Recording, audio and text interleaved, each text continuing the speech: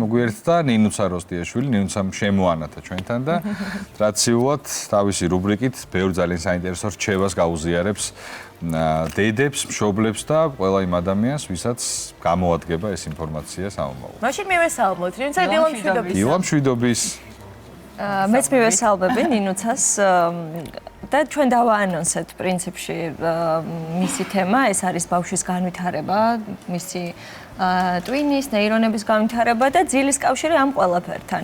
მე ვფიქრობ, რომ რამდენი შვილიც არ უნდა ყავდეს, ყველა იმდენად ინდივიდუალურია და ძილი არის ისეთი ინდივიდუალური რამ, საჭირო რჩევების მოსმენა, მოკლედ ყოველთვის მნიშვნელოვანია. ნახოთ, იმედი მაქვს, რომ დღესაც ჩემი რუბრიკის ფარგლებში ჩვენი მაყურებელი ძალიან ბევრ საინტერესო რჩევას მოისმენს. ნამდვილად დღეს ვსაუბრობთ, ესე ვთქვათ, ბავშვის ტვინის განვითარებაზე, რომელიც ჯერ კიდევ მაშინ იწყება, როცა ის დედის მუცელშია. ხშირად გვესმის, რომ ნაყოფს უკვე აქვს გარკვეული მეხსიერება, შეუძლია ხმების გარჩევა, რეაგირება და გარემოს დამახსოვრება. როგორ ხდება ეს და რეალურად რას ნიშნავს მუცლად ყოფნისას ტვინის მუშაობა? ბავშვის ტვინის ნერვული სისტემა ფორმირებას ორსულობის ძალიან ადრეულ ეტაპზე იწყებს. ნერვული უჯრედების სწრაფად მრავლდება, იქმნება კავშირები, რომლებიც საფუძველს უყრის მომავალ შეგრძნებებს, ემოციებსა და ქცევებს. უკვე მუცლად ყოფნისას ბავშვი რეაგირებს ხმაზე, დედის ემოციურ მდგომარეობაზე და გარკვეულ რიტმებზე, მაგალითად გულისცემასა და საუბრის ტონზე. დაბადების შემდეგ კი ტვინი განვითარების ყველაზე აქტიურ ფაზაში გადადის. სწორედ ამ პერიოდში ყალიბდება მოძრაობა, ემოციური რეაქციები და სამყარო შეცნობის უნარი. განსაკუთრებული მნიშვნელობა ენიჭება ამ დროს ძილს. ძილის დროს ბავშვის ტვინი ამუშავებს დღის განმავლობაში მიღებულ ინფორმაციას, გამომუშავდება ზრდის ჰორმონი, ძლიერდება იმუნური სისტემა და ნერვული კავშირები უფრო მყარდება. დღეს ჩემი რუბრიკის ფარგლებში სწორედ ამ საკითხებზე ვისაუბრებთ, თუ რა შეუძლია ბავშვის ტვინს მუცლად ყოფნისას, როგორ ვითარდება ის დაბადების შემდეგ, რა როლი აქვს ძილს და გარემოს და როგორ შეგვიძლია ჩვენ უფროსებმა ხელი შევუწყოთ ბავშვის ნერვული სისტემის ჯანსაღ განვითარებაზე. ამ თემაზე გვესაუბრება დღეს ბავშვთა ნევროლოგი, თბილისის სახელმწიფო სამედიცინო უნივერსიტეტის პროფესორი ქალბატონი სოფო ბახტაძე. დილამშვიდობის. დილამშვიდობის. დასაწყისში აღვნიშნეთ, რომ ნაყოფის ტვინის განვითარება მუცლად ყოფნისას იწყება. როგორი არის ეს პროცესი სამედიცინო ახსნით? დიდი მადლობა მინდა გადაგიხადოთ თქვენს გადაცემაში მოწვევისთვის. მათ სწორად აღნიშნეთ, ნამდვილად ბავშვის თავის ტვინი განვითარებას იწყებს მუცლად ყოფნის პერიოდში, მას თავისი განვითარების ეტაპები აქვს, რაც ახლა ცხადია მაყურებლისთვის საინტერესო დეტალები, მორფოლოგიური განვითარება თავის ტვინის მუცლად ყოფნის პერიოდში არ იქნება, თუმცა მუცლად ყოფნის პერიოდში თავის ტვინში ყალიბდება ის სტრუქტურები, რომელიც როგორც თქვენ აღნიშნეთ, ძილღვიძილის ციკლზე არის პასუხისმგებელნი. მოკლედ რომ ვთქვათ, მას ეწოდება თავის ტვინის ქერქთან ერთად რეტიკულური ფორმაცია, ანუ ბადისებრი ფორმაცია, რომელიც თავის ტვინის ღეროს სიღრმეშია მოთავსებული. და რადგან ეს სტრუქტურა მუცლად ყოფნის პერიოდში უკვე ჩამოყალიბებული არის, ყოველ შემთხვევაში ორსულობის მესამე ტრიმესტრში მეტნაკლებად ჩამოყალიბებული არის, შესაბამისად ძილღვიძილის ციკლი დასაბამს სწორედ მუცლად ყოფნის პერიოდიდან იღებს. თუმცა აქვე მინდა აღვნიშნო, თქვენ თქვით და მეც გავიმეორებ, რომ ბავშვის თავის ტვინი აქტიურ განვითარებას იწყებს პოსტნატალურად, ანუ დაბადების შემდეგ და დაბადების შემდეგ ბევრი სტრუქტურა და მათ შორის ის სტრუქტურა, რომელიც ძილღვიძილის ციკლზე არის პასუხისმგებელი, მე უკვე ვახსენე, ეს ბადისებრი ფორმაცია ფიზიოლოგიურად სრულყოფილად ჯერ არ არის ჩამოყალიბებული. ანუ ჯამრთელ ახალშობილთანაც კი ნორმის ფარგლებში ეს სტრუქტურა ბოლომდე ჩამოყალიბებული არ არის. შესაბამისად, ახალშობილთან ძილღვიძილის ციკლი ცოტა თავისებურად სპეციფიკურად არის წარმოდგენილი. იცით რა მაინტერესებს, თქვენ აღნიშნეთ ორსულობის პერიოდში, თქვა თავის ტვინი როგორ ფორმირდება და ვითარდება. ბუნებრივია ეს კავშირი დედასა და შვილს შორის იწყება მუცლად ყოფნის პერიოდიდან, მაგრამ ჩემი ქცევები, ორსულის ქცევები სამომავლოდ ახდენს გავლენას იმაზე, თუ როგორი ეს ძილღვიძილის ფაზა, თუნდაც ნერვული სისტემა, როგორი ექნება ჩემს შვილს და როგორ უნდა მოიქცეს დედა ამ პერიოდის განმავლობაში, აი რა უნდა გააკეთოს შესაძლოა მის რეჟიმს და თუნდაც ძილის რეჟიმსაც აქვს გასავლენ ამ ყველაფერზე.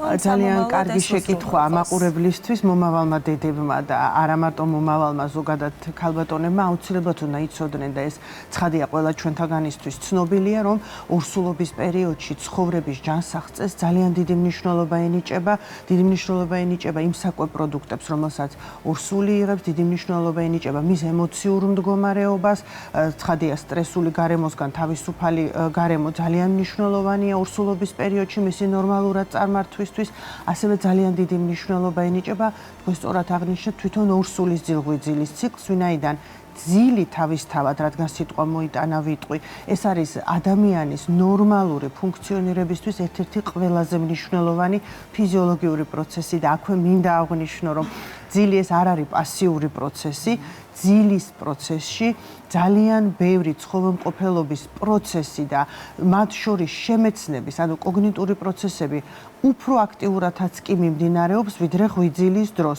თქვენ აღნიშნეთ, რომ დღის მანძილზე მიღებული ინფორმაციის გადამუშავება ხდება ძილის დროს და აბა დავფიქრდეთ დღის მანძილზე რამდენი ინფორმაციას ვიღებთ ჩვენ მით უმეტეს დღევანდელ სამყაროში, თუნდაც ისეთ ინფორმაციას, რომელსაც თითქოს ყურადღებას არც კი ვაქცევთ და ყველა ეს ინფორმაცია აკუმულირდება თავის ტვინში და შემდეგ ამ ინფორმაციის გადამუშავება, ამ ინფორმაციის მიმართ ორგანიზმის პასუხისმგებლობა და პასუხი უფრო ზუსტად ხდება სწორედ ძილის პროცესში. ამიტომ ორსულის ძილის პროცესს დიდი მნიშვნელობა ენიჭება, მის ემოციურ მდგომარეობას ძალიან დიდი მნიშვნელობა ენიჭება ნაყოფის ნორმალური ფუნქციონირებისთვის, მათ შორის ნორმალური ძილღვიძილის ციკლის ჩამოყალიბებისთვის.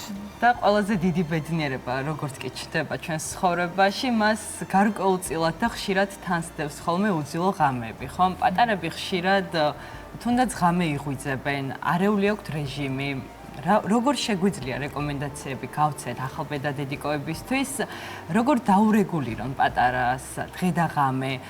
არის შემთხვევები, როდესაც პატარას ნაწყვეტს ძინავს და მე მაგალითად სწორედ ის მაგალითი ვარ, როცა ჩემმა შვილმა მაქსიმუმ 20 წუთი იცოდა ხოლმე ჩვილობის პერიოდში ძილი და ჩემთვის წარმოუდგენელი იყო, რომ თქვა 2 საათი ბავშვი დავაძინე და გამოვედი ოთახიდან, ეს არ არსებობდა.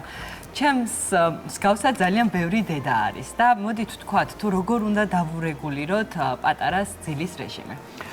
მე ვთქვი, რომ ბევრი სტრუქტურა, უпростоთ ის სტრუქტურა, რომელიც ძილღვიძილის ციკლზეა პასუხისმგებელი, ბოლომდე ჩამოყალიბებული არ არის. შესაბამისად, ახალშობილის და ჩვილის ძილღვიძილის ციკლი ფიზიოლოგიურად, ანუ ნორმის ფარგლებში არ არის ისეთი, როგორიც ეს შეიძლება იყოს ბავშვის, ანუ სკოლამდელი ასაკის ბავშვის და მით უმეტეს მოზრდილის.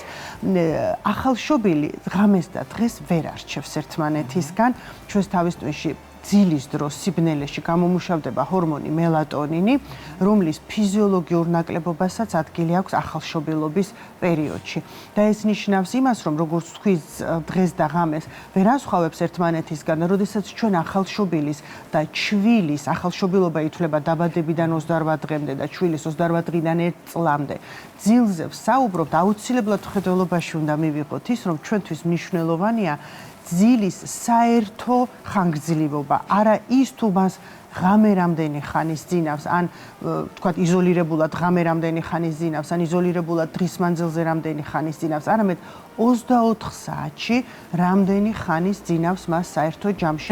და ახალშობილისთვის ეს არის დაახლოებით 14-დან 17 საათამდე, ანუ საერთო ჯამში 24 საათში ახალშობილს უნდა ეძინოს 14-დან 17 საათამდე. ნუ შესაბამისად ასაკის მატებასთან ერთად ეს ხანგრძლივობა მცირდება. მაგრამ აქვე მინდა აღვნიშნო, რომ ხანგრძლივობასთან ერთად, ანუ ამ 14-17 საათის ხანგრძლივობასთან ერთად ძალიან დიდი მნიშვნელობა ენიჭება იმას, რომ შედარებით უფრო დიდი ასაკის ბავშვთან აქ იქნება ჩვილი თუ ბავშვობის ასაკის, ეს უკვე სკოლამდელი ასაკის, ბაღის ასაკის ბავშვზე რო ვისაუბროთ, მათგან განსხვავებით ახალშობილს დღის მანძილზე ძინავს ბევრად უფრო დიდი ხანი, მას დღის თვლემა ეწოდება და ფიზიოლოგიურად, ანუ ნორმის ფარგლებში ახალშობილს საკვების მიღებებს შორის აუცილებლად 2-3 საათი უნდა ეძინოს. იმისთვის, რომ შემდგომი კვების ულუფა მან სრულყოფილად მიიღოს და სრულყოფილად მიღებული ულუფა რომ სრულყოფილად მოინელოს, ამისთვის უკვე შემდგომ ამ საკვების მიღებას უნდა მოსწევდეს 2-3 საათიანი ძილი. როგორი არის რეკომენდაციები ახალბედამშობლებისთვის თუ მაგალითად აი ძილის რეჟიმი არის დარღვეული, ჩვენ როგორ შეგვიძლია უფროსებს რომ პატარას მივეხმაროთ, ესე ვთქვათ, სწორ და ჯანსაღ ძილში?